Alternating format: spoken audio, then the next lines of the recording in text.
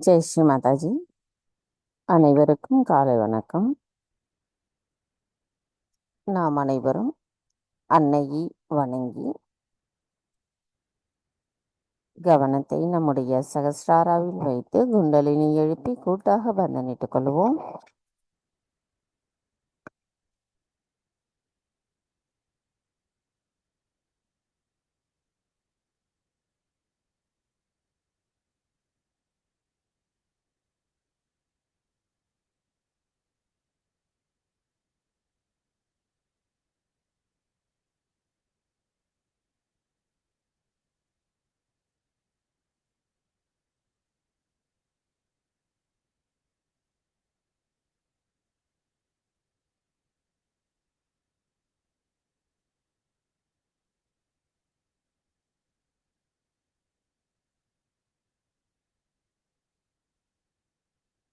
கவனம் மெதுவாக நம்முடைய இதய சக்கரத்திற்கு கொண்டு வருவோம். தாயே, தயவு செய்து தாங்கள் எங்களின் இதயத்திற்குள் வாருங்கள். தங்களின் வருகையால் எங்களின் இதயம் ஒளி பெற்றுள்ளதம்மா. தங்கள் அருளால் நாங்கள் தூய ஆத்மாதான். எங்களின் ஆத்மாவை எங்களுள் நாங்கள் உணர்வதற்கு தடைகளாக இருக்கின்ற அனைத்து விதமான எதிர்மறைகளும் குழப்பங்களும் சந்தேகங்களும் மாயைகளும் எங்களிடமிருந்து முழுமையாக அகற்றி விடுங்கள் அம்மா.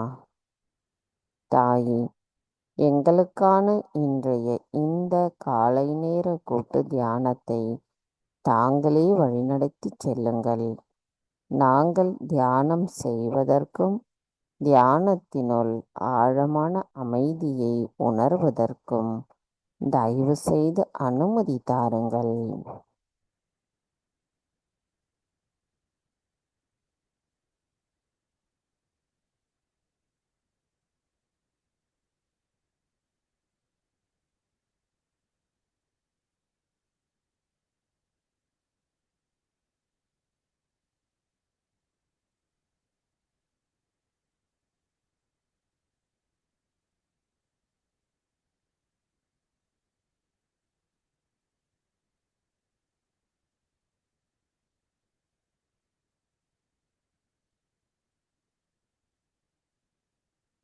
கவனத்தை நம்முடைய சகஸ்ராராவில் வைத்து 3 மகா மந்திரங்களையும் மற்றும் ஸ்ரீ கணேச மந்திரத்தையும் கூறுவோம்.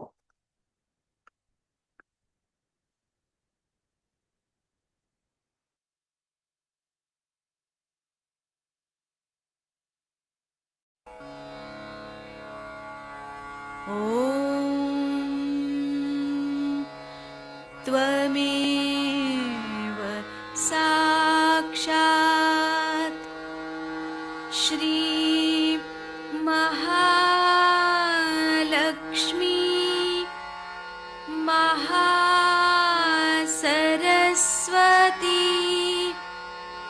महाकाली त्रिगुणात्मिका कुण्डलिनी साक्षात् श्री आदिशक्ति माताजी श्री निर्मला देव्यै नमो नमः। ॐ त्वमेव साक्षात् श्री कल्की साक्षात् श्री आदिशक्ति माताजी श्री निर्मला देव्यै नमो नमः। ॐ त्वमेव सा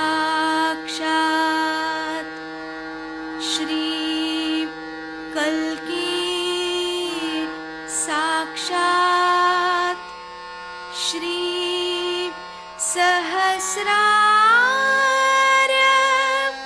स्वामिनी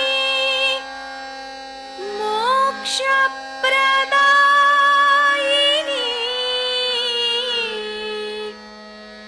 माताजी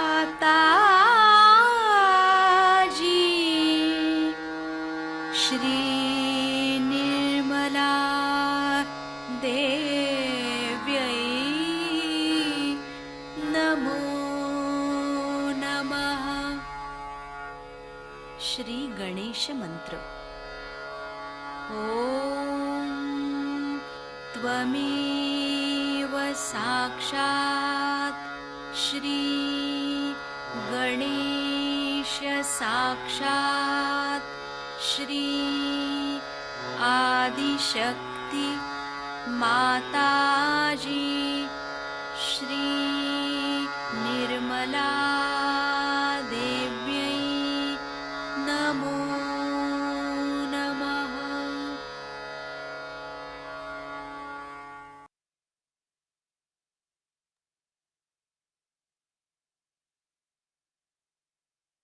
மெதுவாக நமது இரு கைகளையும் பூமி தாயின் மீது வைத்து கவனத்தை 2 கைகளிலும் சகஸ்ராராவிலும் வைத்திருப்போம். தாயே பூமி தேவி, தயவு செய்து எங்களின் பாதங்கள் தங்கள் மீது படுவதற்காக எங்களை மன்னிப்பீர்களாக. தாயே, எங்களின் ஆன்மீக வளர்ச்சிக்கு எங்களுள் தடைகளாக இருக்கின்ற அனைத்து விதமான உபாதைகளையும் எதிர்மறைகளையும் தோஷங்களையும் தயவு செய்து பூமி மார்க்கமாக ஈர்த்து கொள்ளுங்கள். நாங்கள் இந்த மகா யோகம் செய்வதற்கு தயவு செய்து அனுமதி தாருங்கள். மந்திரம் ஸ்ரீ ஆதி பூமி தேவி சாக்ஷாத்.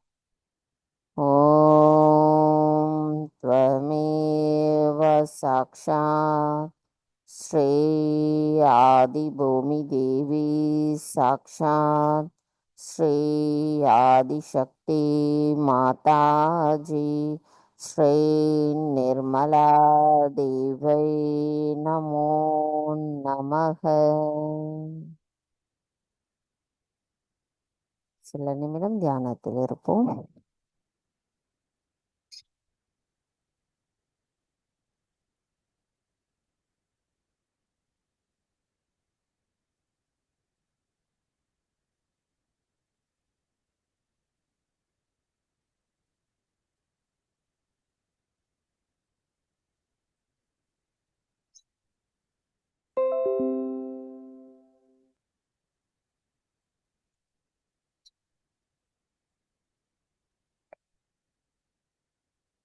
மெதுவாக நமது கவனத்தை நமது இடநாடிக்கு கொண்டு வருவோம்.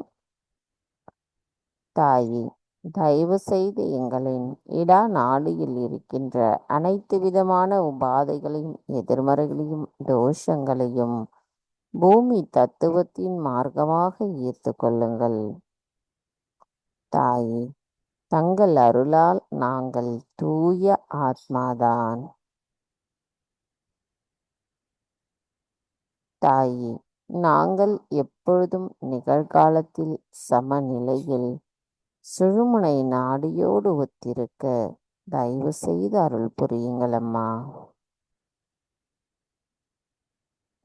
கவனத்தை நமது இடநாடியில் வைத்து சில நிமிடம் தியானத்தில் இருப்போம்.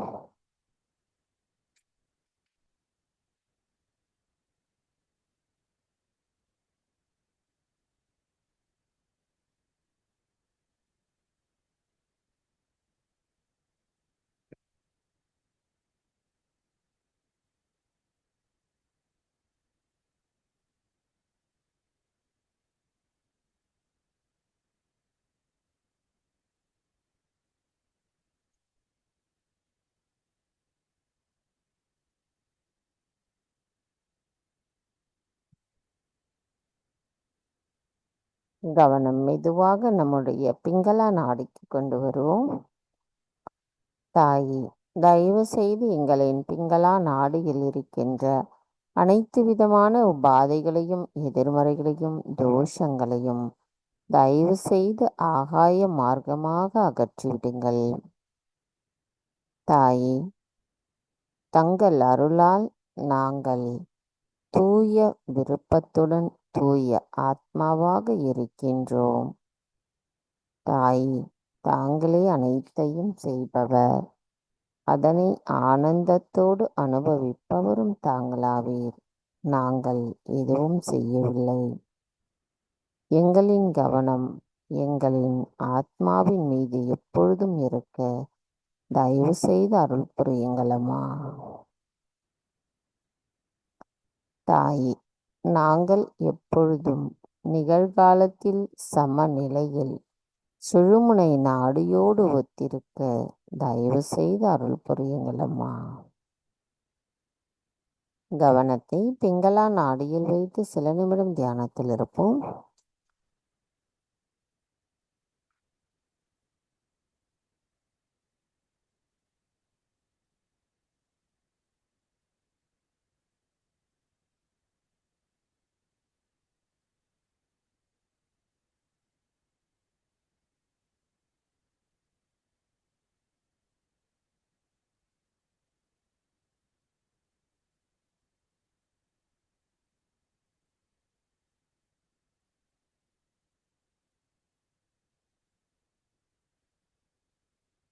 மெதுவாக நமது கவனத்தை நம்முடைய சுழுமுனை நாடிக்கு கொண்டு வருவோம்.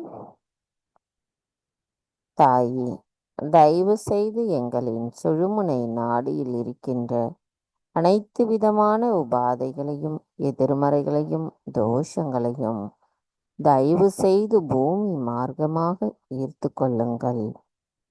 எங்களின் கவனம் எப்பொழுதும் எங்களின் சகஸ்ராராவில் நிலைத்திருக்க தயவு செய்து அருள் புரியுங்களம்மா. நாங்கள் சமநிலையில் இருக்க தயவு செய்து அருள் புரியுங்கள்.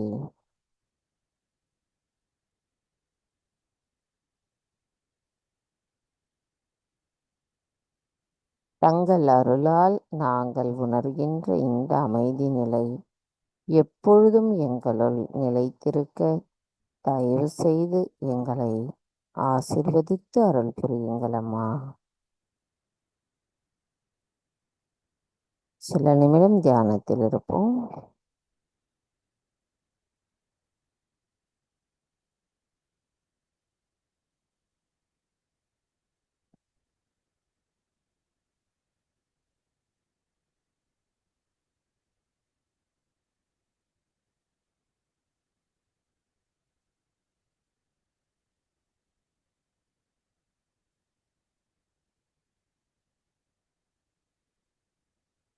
கவனம் மெதுவாக நம்முடைய மூலாதார சக்கரம்.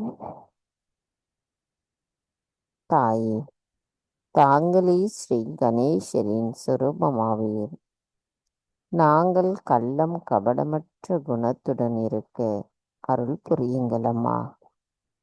எங்களின் அனுதின தியானத்தில் நாங்கள் தூய விருப்பத்துடன் தங்களிடம் பிரார்த்தனை செய்வது என்னவென்றால், எங்களுள் ஸ்ரீ கணேசரின் ஞானம், அவரின் விவேகம், தூய்மை, மன்னித்தல் குணம், அன்பு, பக்தி, சரணடைதல் போன்ற அனைத்து குணங்களும் எங்களுள் எங்களின் செல்களுள் முழுமையாக நிறைந்திருக்க அருள் புரிய வேண்டும் அம்மா.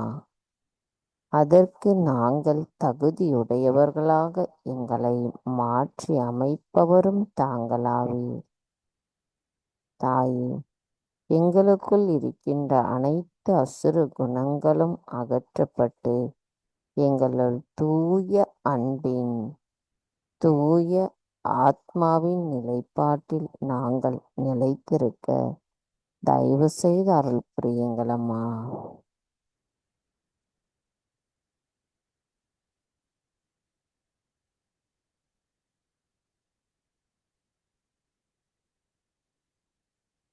மந்திரம் ஸ்ரீ கணேசா கௌரி குண்டலினி மாதா சாக்ஷாத். ஓம் த்வமேவ சாக்ஷாத் श्री गणेशां गौरीकुण्डलिनी माता साक्षात् श्री आदिशक्ति माताजी श्री निर्मला देवै नमो நமக. கவனத்தை நமது மூலாதாரில் வைத்து ஸ்ரீ கணேச அதர் விசேஷம் கூறுவோம்.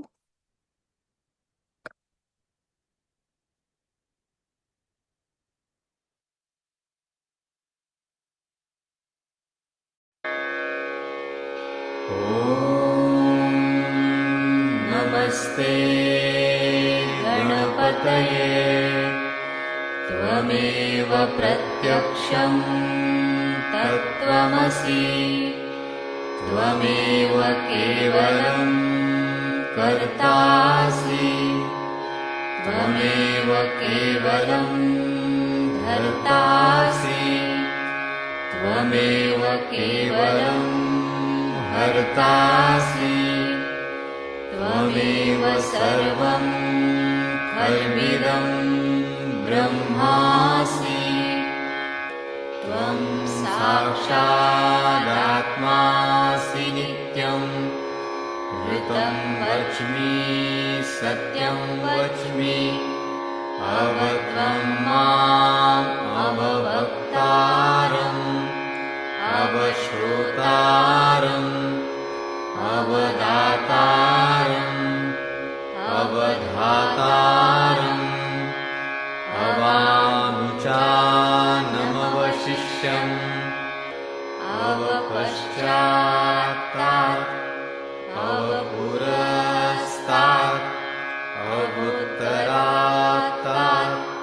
अवदक्षिणात्तात् अवचोर्ध्वात्तात्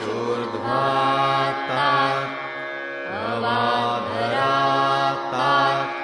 सर्वतो मां पाहि पाहि समन्तात् त्वं वाङ्मयस्त्वं चिन्मयः त्वमानन्दमयस्त्वं ब्रह्ममयः त्वं सच्चिदानन्दाद्वितीयोऽसि त्वं प्रत्यक्षं ब्रह्मासि त्वं ज्ञानमयो विज्ञानमयोऽसि सर्वं जगदिदं त्वत्तो जायते सर्वं जगदिदं त्वत्तस्तिष्ठति सर्वं जगदिदं त्वयि लयमेष्यति सर्वं जगदिदं त्वयि प्रत्येति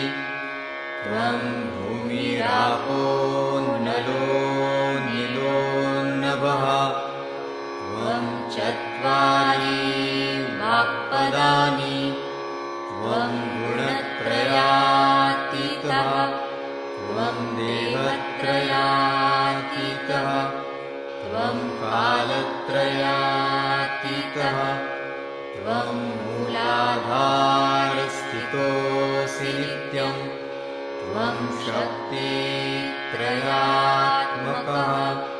त्वां योगिनो ध्यायन्ति नित्यं त्वं ब्रह्मा त्वं विष्णुस्त्वं रुद्रस्त्वम् इन्द्रस्त्वम् अग्निस्त्वं वायुस्त्वं सूर्यस्त्वं चन्द्रमास्त्वं ब्रह्मभूर्भुवः स्वरो गणादीन् पूर्वमुच्चार्य वर्णादि तदनन्तरम् अनुस्वारः परतरः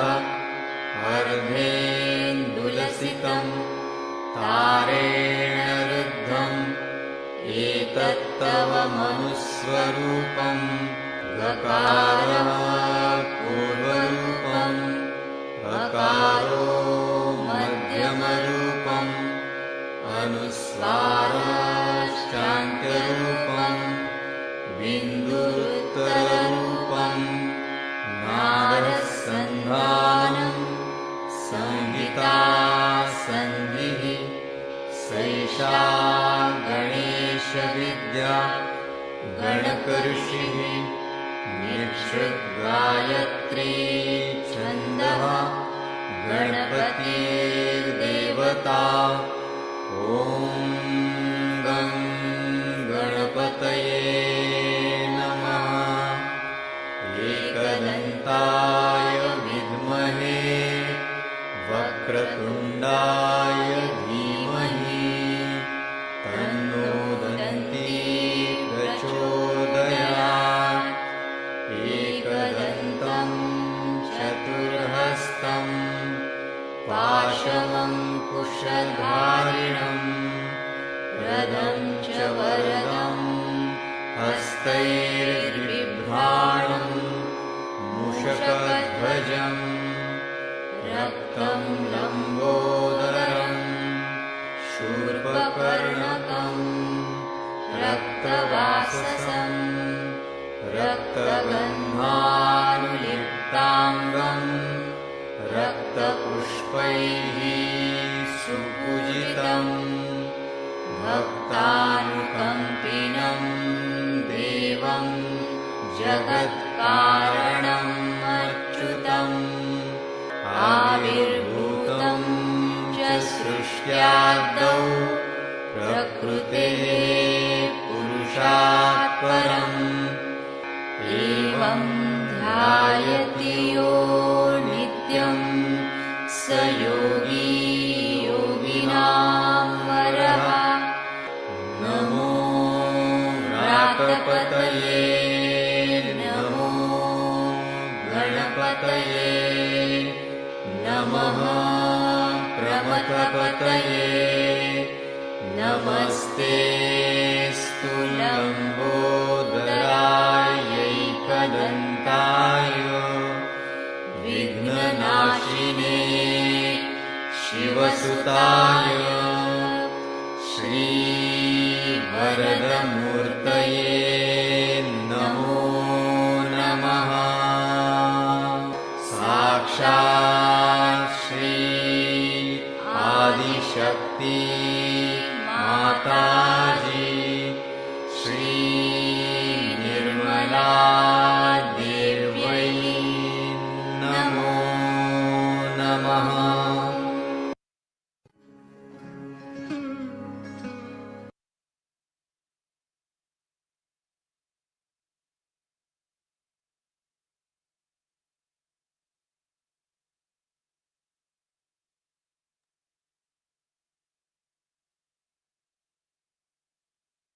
மெதுவாக நமது கவனத்தை நம்மளுடைய இடது சுவாதிஷ்டானாவிற்கு கொண்டு வருவோம். நமது வலது கையை இடது சுவாதிஷ்டானாவில் வைத்து கவனத்தை அச்சக்கரத்தில் வைத்து தியானத்தில் இருப்போம். மந்திரம் ஸ்ரீ நிர்மல் வித்யா சாக்ஷாத். ஓம் த்வமேவ சாக்ஷாத் ஸ்ரீ நிர்மல் வித்யா சாக்ஷாத் ஸ்ரீ ஆதிசக்தி மாதாஜி ஸ்ரீ நிர்மலா தேவை நமோ நமக. தாயே, எங்களின் கவனத்தை தயவு செய்து தூய்மைப்படுத்துங்கள். தங்கள் அருளால் தூய அறிவை பெற்றிருக்கும் நாங்கள் அதன் மூலம் தெய்வீகத்தின் நுட்பத்தை புரிந்து கொண்டு எங்களின் செயல்கள் அனைத்தும் நேரிய வழியில் இருக்க தயவு செய்து அருள் புரியுங்கள் அம்மா. தங்கள் அருளால் நாங்கள் தூய அறிவாய் இருக்கின்றோம்.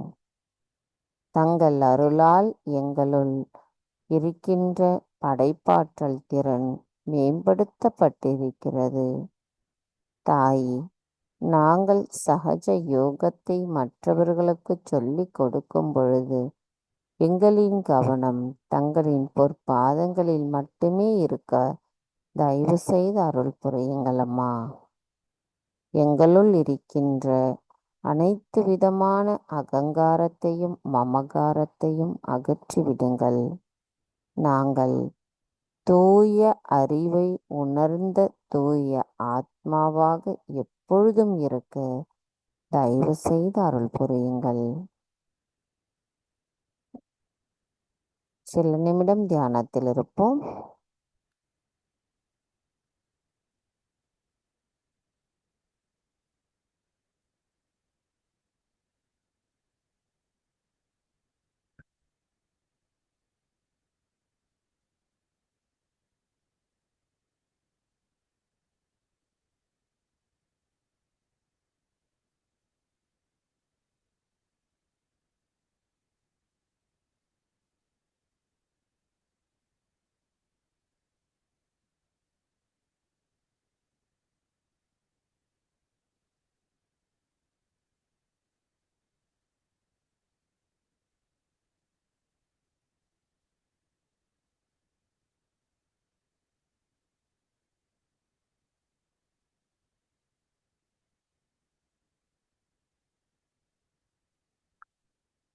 கவனம் மெதுவாக நம்மளுடைய பவசாகரத்திற்கு கொண்டு வருவோம்.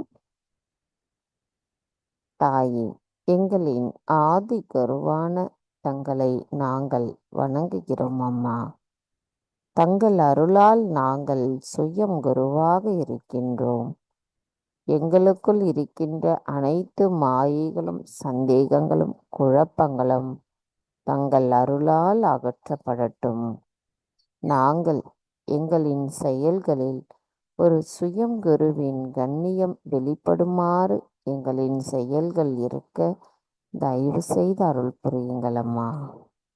எங்களுள் இருக்கின்ற 10 குருமார்களின் ஆசீர்வாதங்களை நாங்கள் பெறுவதற்கும் அவர்களின் தத்துவங்களை நன்கு உணர்ந்தவர்களாக இருக்கவும் தயவு செய்து அருள் புரியுங்கள்.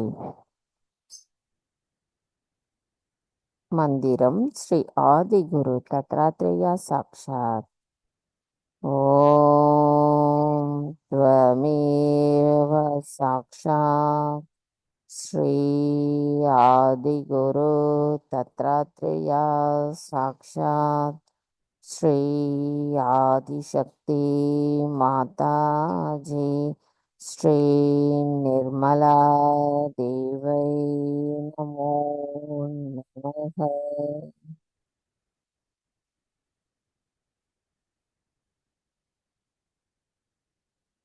கவனம் பவசாகரத்தில் வைத்து சில நிமிடம் தியானத்தில் இருப்போம்.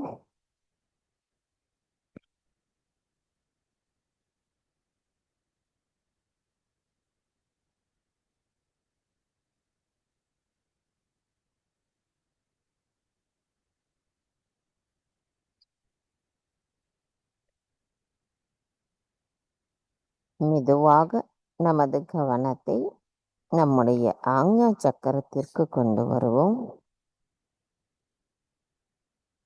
இரு கைகளும் நம்மளுடைய 2 பக்கத்திலும் அந்த காதுக்கு மேலே இருக்கிற அந்த தலைப்பகுதியில் இரு கைகளையும் வைத்து நன்கு அழுத்தம் கொடுத்து கொள்வோம். ஓம் அம்சம் என்பதை 3 தடவை கூறுவோம். ஓம் ஹம் ஷம். ஓம் ஹம் ஷம். ஓம் ஹம் ஷம்.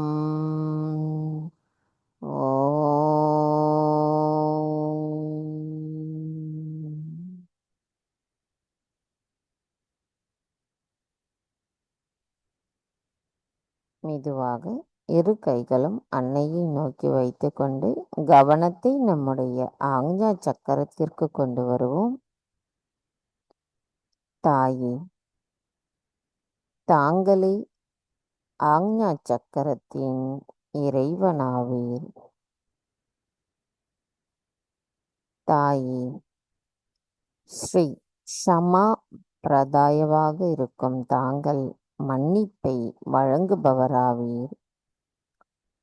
ஸ்ரீ ஷமா ஸ்வரூபமாக இருக்கும் தாங்கள் மன்னிப்பை வழங்குபவராவீர். மன்னிப்பின் வடிவமும் தாங்களாவீர். ஷம தம வைராகிய திதிக்ஷா பிரத்யாயாக இருக்கும் தாங்கள் மன நிறைவு, சுய கட்டுப்பாடு, பற்றின்மை மற்றும் பொறுமை ஆகியவற்றை வழங்குபவராவீர். ஓம்காரமாக விளங்கும் தாங்கள் எங்களுள் இருக்கின்ற அனைத்து விதமான அகங்காரத்தையும் மமகாரத்தையும் அகற்றுபவராவீர். ஸ்ரீ சிவனின் 11 சக்திகளால் வணங்கப்படுபவரான தாங்கள் பரிணாமத்தின் தருபவராவீர். துரியா நிலையை தருபவரும் தாங்களாவீர். துரியா நிலையில் வசிப்பவரான தாங்கள் கள்ளம் கபடமற்ற குணத்தின் வடிவமாக விளங்குபவராவீர். எங்களுக்குள் கள்ளம் கபடமற்ற குணத்தை வழங்குபவரும் எங்களுள் பெருந்தன்மையை நிறுவுபவரும் தாங்களாவீர். எங்களை பரிபூரண சகஜ யோகிகளாக நிலைநிறுத்துபவரும் தாங்களாவீர். எங்களுக்குள் இருக்கின்ற அனைத்து விதமான குரோத நாசகமான கோபத்தை அழிப்பவராவீர். மோக வர்ஜிதாவாக விளங்கும் தாங்கள் எல்லா சலனங்களிலிருந்தும் எங்களை விடுவிப்பவராவீர். எங்களுக்குள் விவேகமான தூய பாகுபாட்டை நிலைநிறுத்துபவர் தாங்களே ஆவீர். எங்களுக்குள் இருக்கின்ற அசுத்த இச்சா நாசகமான தூய்மையற்ற ஆசையை அழிப்பவர் தாங்களாவீர். ஸ்ரீ நிர்விகல்பா நிலையான சந்தேகமற்ற விழிப்புணர்வு நிலையை எங்களுள் நிலை நிறுத்துபவர் தாங்களாவீர். ஸ்ரீ குணாதீதாவாக விளங்கும் தாங்கள் சத்வ ரஜோ தமோ குணங்களுக்கும் அப்பாற்பட்டவராக விளங்கும் தாங்கள் எங்களுள் அக்குணங்களின் நிலைப்பாட்டை நிலைநிறுத்தி அதன் மூலம் எங்களுள் தெளிவை தருபவர் தாங்களாவீர்.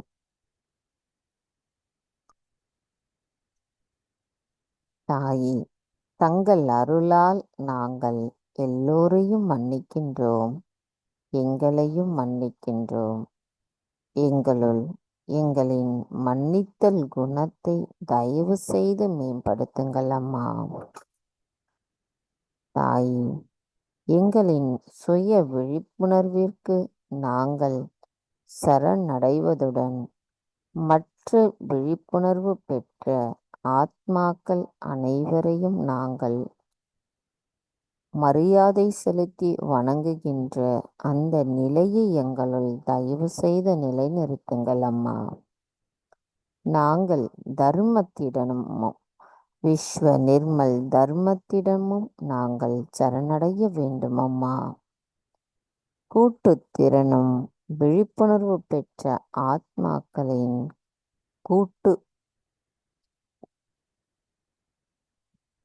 கூட்டுணர்வை நிலைநிறுத்தி அதன் மூலம் எங்களுள் நட்புணர்வை சகோதரத்துவ உணர்வை நிலைநிறுத்துவதற்கும் தாங்களே அருள் புரிய வேண்டும் அம்மா.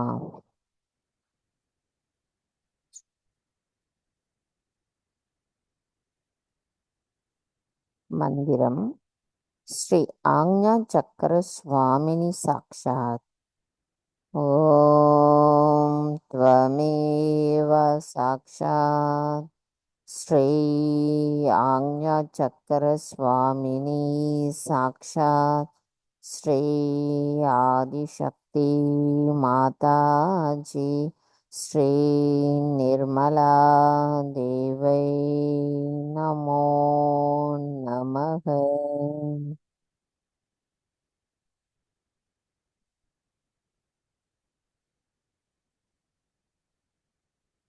நமது கவனத்தை மெதுவாக பின் ஆக்ஞா சக்கரத்திற்கு கொண்டு வருவோம்.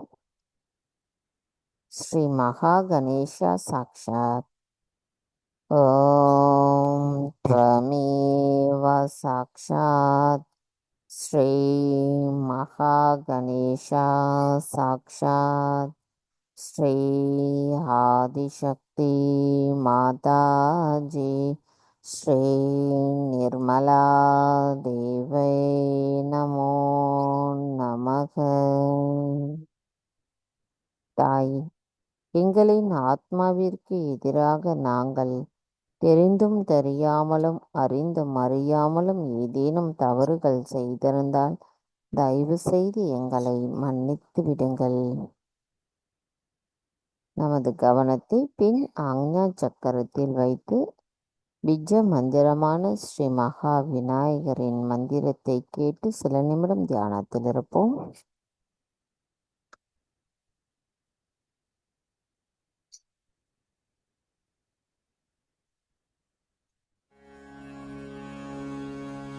ॐ त्वमेव साक्षात् श्री महागणेश साक्षात् श्री आदिशक्ति माताजी श्री निर्मला देव्यै नमो नमः। ॐ स्वाहा। ॐ श्रीं स्वाहा। ॐ श्रीं ह्रीं स्वाहा। ॐ श्रीं ह्रीं क्लीं स्वाहा। ॐ श्रीं ह्रीं क्लीं ग्लौं स्वाहा। ॐ श्रीं ह्रीं क्लीं ग्लौं गं स्वाहा। ॐ श्रीं ह्रीं क्लीं ग्लौं गं गणपतये वरवरद सर्वजनं मे वशम् आनय स्वाहा। अनय इत्यन्तः स्वाहा। साक्षात् श्री आदिशक्ति माताजी श्री निर्मला देव्यै नमो नमः।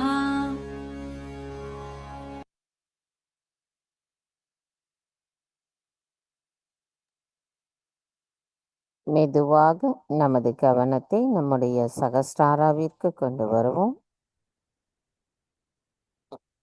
சகஸ்ராராவிலிருந்து சற்று மேலே நமது கவனம் கொண்டு செல்லுவோம்.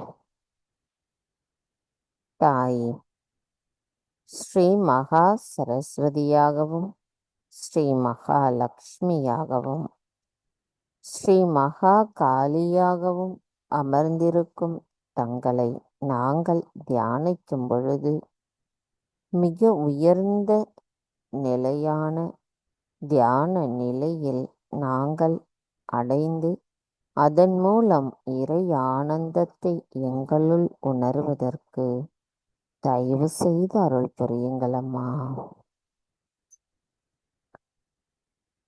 மந்திரம் ஸ்ரீ நிர்விகல்பா சாக்ஷாத். ஓம் த்வமேவ சாக்ஷாத் ஸ்ரீ நிர்விகல்பா சாக்ஷாத் ஸ்ரீ ஆதிசக்தி மாதாஜி ஸ்ரீ நிர்மலா தேவை நமோ நமக. எண்ணங்களற்ற இதே தியான நிலையில் சில நிமிடம் தொடர்ந்து இருப்போம்.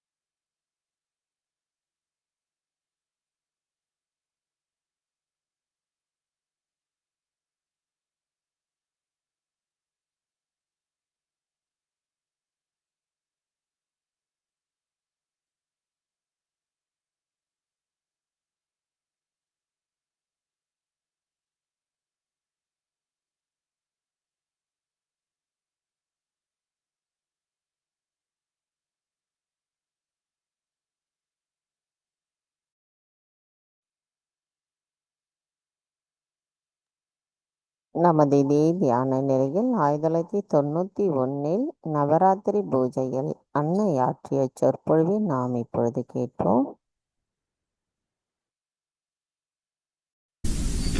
Yesterday I told you about the way these all incarnations of the Guru principle came on this earth, and how they tried to establish Dharma, this fallacy among human beings.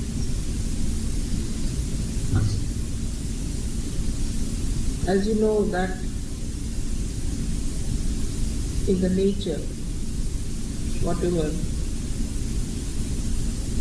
elements we have got, all these elements have got 8 valencies, in which some maximum is 8. So it could be 2, 3, 4, could be 5, 6, 7, 8. So whichever is, say there are 3 valencies or 2. Then the 2 valencies, because they are less, they combine with others. If they are more than 4, supposing they are 5, so they have 3 places. So they attract others which are the 3. It's like this. And this goes on in such a way that the atoms are not aware of it. They don't know about it. Automatically it's happening. Like carbon has 4 valencies. So it can take 4 or give 4. That's how the life started. With the carbon, because it had more possibility of attracting elements to itself.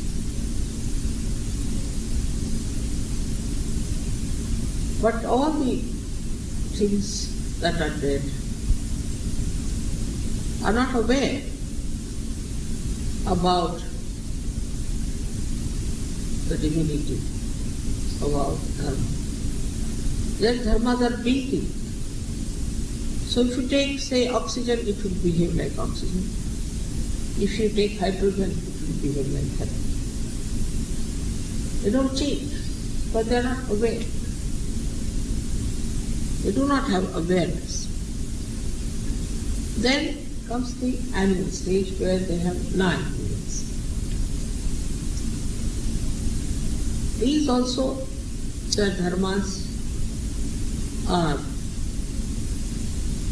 determined by Sadashiva.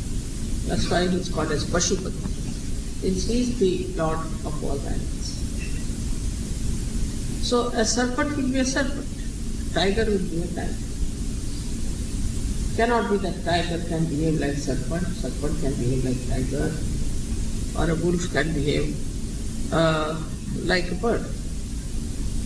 They all have built-in within themselves their dharmas. Of course they know that they can fly, they can see, they can smell, they can make out. They have got magnet within themselves. They have directions. Because how can the birds fly all the way from Siberia to Australia if they really have a sense of some direction? They have magnet within them and they know how to act according to the magnet. They have a sense, another sense which we can call, which you don't have.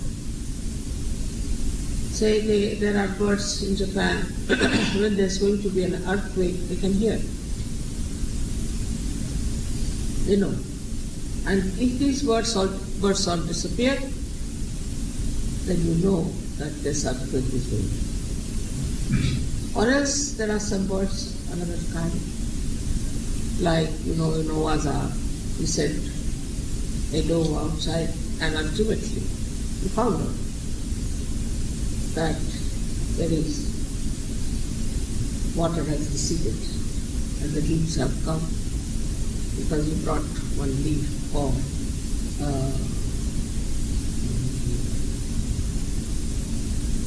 Hindi like this for that. So this is how, but this can only be done by a dove. Any other, supposing you use a crow to work with. So all their dharmas are built in themselves. And they are bound by those dharmas. They have to be done. Then human beings were given the freedom. So we are not bound by any dharma. We can be cruel like Hitler, or we could be like Christ, or we could be like any animal. So, but our natural source is the animal nature that we had first of all, is to obey our dharmas. It's natural. Whatever within us is the dharma instilled. Those 10 dharmas we obey. Basically we know that this is wrong. Basically. Even small children know what is wrong and what is not wrong. Then we have freedom. Then we start taking to adharma. Start crossing our limits. Going away from what we think right is. And reach such a state where we start thinking that whatever we are doing is the right.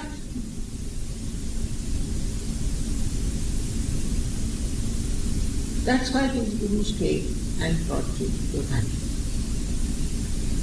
So the dharma gives you the balance and gives you the height. Supposing you have some wheat and you spread it, it spreads all over. There's no height. But to put it in a gunny bag, you need height. In the same way, when you have dharma, you get the depth of your life. You become a deeper personality. And from this dharma, once you become dharmic, then only you start seeing that there is something beyond it. But if you are adharmic, then you think this is best, fun, good, nice life. Why give up this? And you go on gradually disappearing from human value system to subhuman value system. It can be animal system, it can be devil system, it can be Buddhist system, it can be any system. That's what it is. So there are many dharmas built in within us, which are 10, basically 10 dharmas. And these 10 dharmas are like 10 commandments within us. They are taught to us as commandments. But actually they are for our benevolence by which we develop our dharma. But once you develop your dharma in the center, then your dharma extends to everything. To money, power, to a family, to a society, to a country, to the whole world. You start thinking, it's back. What is my dharma now? What should I do? Towards my children, towards my family, towards my village, towards my nation, towards this whole world. What is my dharma? Then when this dharma starts extending horizontal way, then you start looking at others and trying to find out what is their problem is. It is my dharma to help this person. It is my dharma to do this way, that way. Then you extend your family more and more and more. You become very generous. You become very righteous. You become very kind. You become very mild. All those things happen. But despite that, you are not really realized. So sometimes when you are nice and you find this reaction outside because you are nice, people try to trouble you, then you think that it's not sufficient to be nice. It's not enough. You have to rise higher. And that's how a Mahalakshmi principle is born of seeking.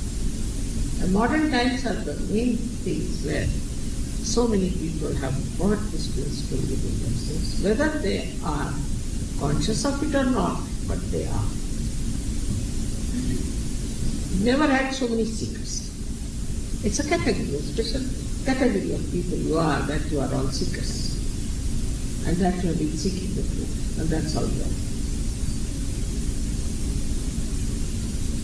And once you are seeking the truth, then you try to understand that you have to seek something higher. But if you are not already dharmic, then while seeking there are problems, conflicts. Your mind also can fight with you. Your liver can fight with you. Anything can fight with you in your body. Suppose you have spoiled your liver, then it will fight with you when you are rising. If there's something wrong with you, say your father's side, mother's side, anything, it will fight. But still, if the urge is deep and intense, you can rise. Everybody has to rise. Whether you are a king or a queen or a servant or anything, everybody has to rise and everybody can rise. But everybody will not. This is the problem. Everybody will not rise. This is a big problem we have. And that's why we shouldn't worry about those who do not want to rise. We should worry only about people who want to rise and who want to ascend. So today, I have already told you about the incarnation of the goddess at the heart level. And this is what Navratri is, where at the heart level she came and saved people from getting destroyed by the evil forces. But they were already dharmic, they were already bhaktas, they were already thinking of what? Of their moksha, their kalyana. They were not to be told all these things, they were already there. So she just saved them at that time, and she came again and again to do that 9 times. Her incarnations are regarded as of the highest value. But then it didn't work out. Because you save those people, for what? They are still only on the dharma level. How will they go beyond this? How dharma will become just part and parcel of them? It should be sahaj within them, that they should be dharma. As you are. I don't have to tell you, don't drink, just don't do it. So this problem, how to become dharmic without putting any effort, like morning take 108 names, then the whole day you work out, you go to Himalayas and live there in that hole. Of course you should have a little bit of that here. You should get little immunity. This is nothing compared to what is Himalayas, but still, little bit of it limbs. Then all these things people did. They worked very hard for it. But Goddess didn't tell them that you have to ascend. She just killed all the devils. And she killed all the ill forces. And that's what 9 times she incarnated, but was very important. So Navratri is to pray to her, pay your tribute that she saved you from evil. and she gave you sense of security. So at the heart level, center heart, there's a sense of security. When the sense of security is disturbed, then you catch on the center heart. And at the center heart only, in your childhood up to 12 years, on the sternum bone, you develop what you call the antibodies, which are the ganas. These are the ganas of the goddess. And the king of that, those ganas, is Ganapati, is Ganesha. So whenever you see something that you get a fright, this sternum starts pulsating in your childhood.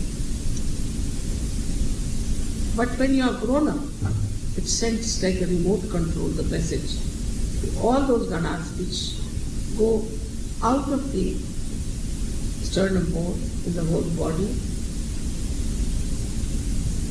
and receive messages, and then they prepare themselves to fight attacks of negativity.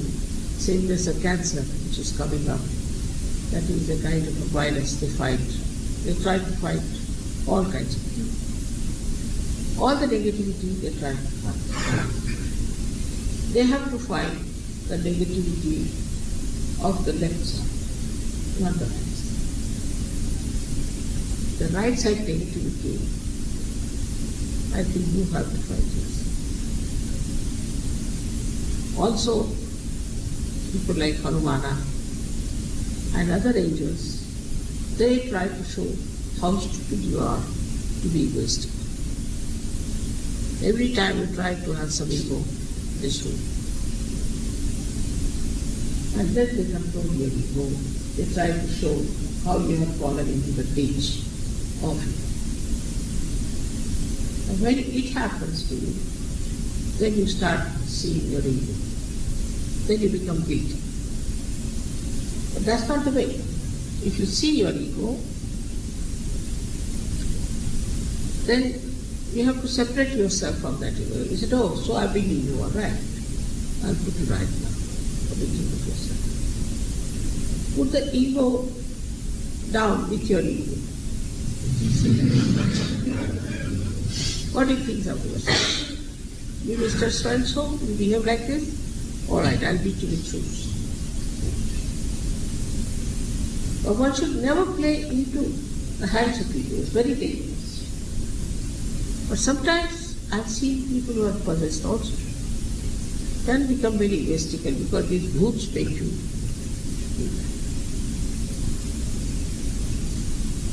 And then it's very dangerous. You never feel you're doing anything wrong. Just start doing wrong, just aggressing others. You never know that you're aggressing. But if you oppose also these bhoots, they trouble you, body you, they give you pain. But if you accept them, they trouble others. The person who has ego never feels the pain himself, but others feel it and they know very difficult person. But he feels, I don't know anything wrong. How people say I'm difficult. So this is how it is working out within us, that we can see our ego because now we have become the spirit.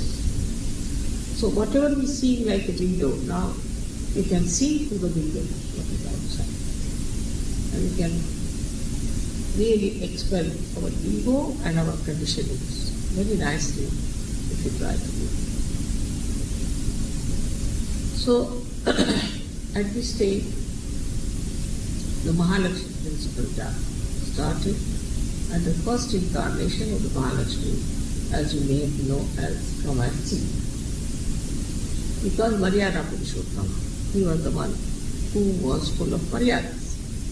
His wife, she came as the first incarnation of Mahalakshmi on this earth. Now we have today a film on Ramayana. If you want, if you are not feeling very sleepy, you can see it, and you can see how she behaved. You have some problem with the right heart, I think. Yes, possible. How is your father? My father. All right. At the moment he cannot see at his one eye. At the moment, he can't see from one eye, Shrimalaji. He's He can't see. from one eye, he's blind. Left eye. The right eye. The right eye.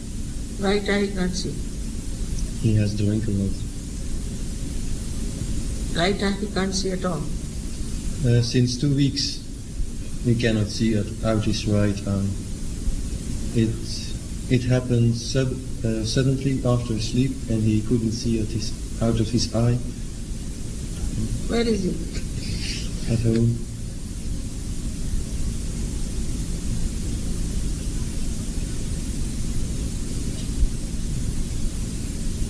He has been to some guru or somebody.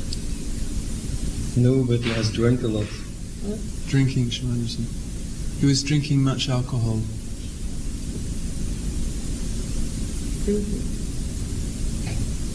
But I have been to a guru. You have been. Yeah. Which one? I've done rebirthing, and I've been by Sai Baba. Huh? Sai Baba. This Shirdi Sainath. Fake Sai This Baba. another fellow. Yes.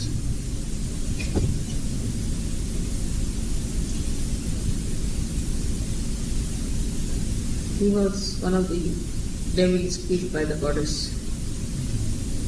And he was Mahishasura. The whole song Mahishasura Mardini is on that. But your father must be having diabetes, I'm sure. Did he have diabetes? Snickers. No. My girlfriend has diabetes. Who had? My girlfriend, She had. yes. He doesn't have. Your father doesn't have. It's possible, but as far as I know, no. Must have started also. But drinking too much spoils your liver completely and also can be the bad swadhisthana. You go to the quite a lot. One can turn around. I don't know which sort of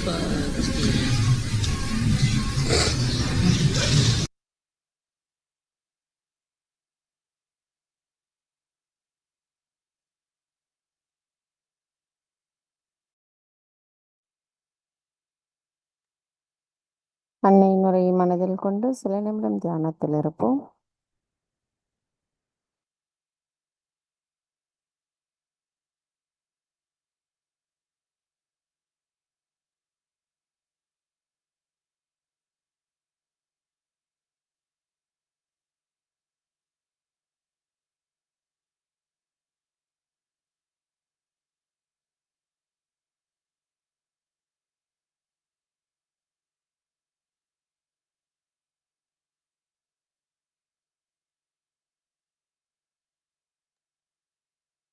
தாயி, எங்களுக்கான இன்றைய இந்த கூட்டு தியானத்தை தந்தமைக்கும் எங்களின் குரு தத்துவம் எந்த அளவிற்கு நாங்கள் மேம்படுத்தி கொள்ள வேண்டும், அதன் மூலம் எங்களின் ஆஞ்ஞா சக்கரமும் மேம்படுத்தப்படுவதற்கு, எங்களின் குணங்கள் மேன்மேலும் மேன்மை அடைவதற்கும், எங்களின் தியானத்தில் நாங்கள் ஆழமாக இருப்பதற்கு வழிகாட்டியமைக்கும் எங்களின் கோடான கோடி நன்றிகளை தங்களுடைய பொற்பாதங்களில் பணிவோடு சமர்ப்பிக்கிறோம்.